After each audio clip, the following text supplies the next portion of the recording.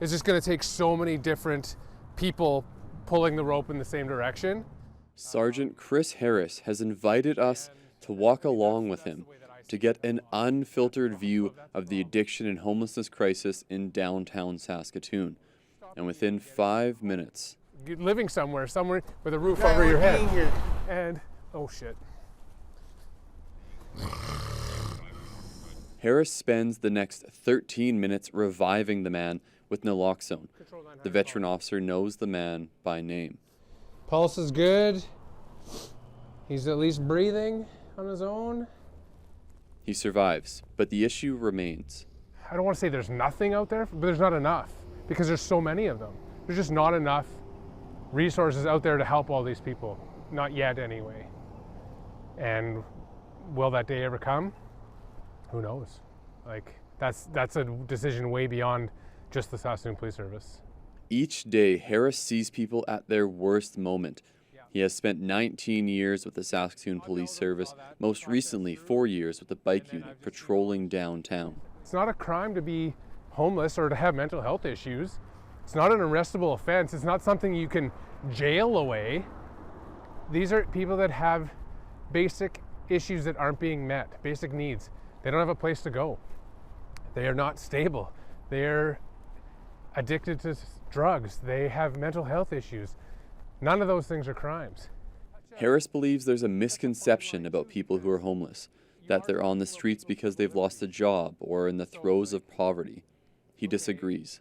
9 people out of 10 that I spoke to, I said, like, what's stopping you from having a place to go? They said, my addictions. So if they could get their addictions under control, then they might have a chance to be stabilized. Saskatoon's mayor says building more affordable housing units is the solution.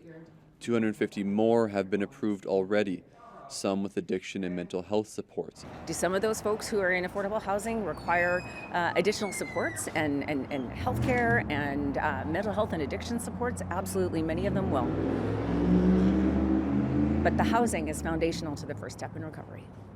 Harris says it's a step in the right direction, but housing should be one of the last steps after the person is stable.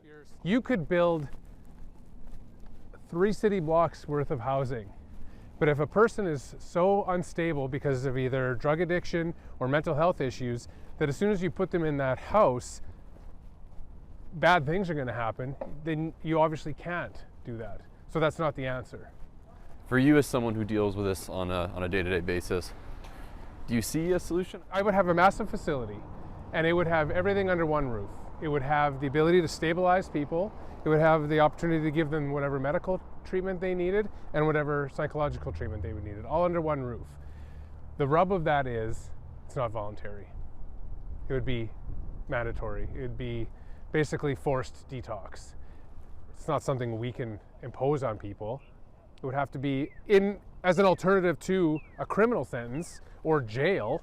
Harris knows forced detox and treatment is controversial and emphasizes he's speaking for himself, not on behalf of the police service.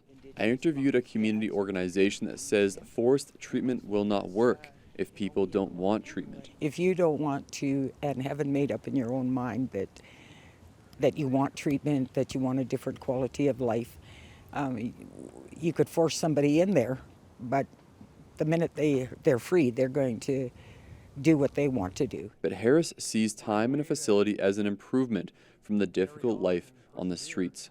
Once you attach the forced to it, they feel like, well, you're impeding their civil liberties.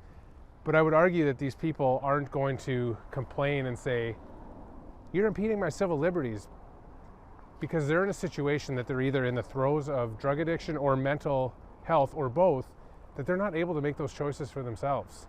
Harris says, while it sounds cliche, police officers ultimately get in the job to help people, and he believes this will help. You're dealing with people that are having the worst day that they've had probably either in their life or in a long time. So ultimately you want to help them get through that day. Dane Patterson, CBC News, Saskatoon. Worst day he's had probably in a while.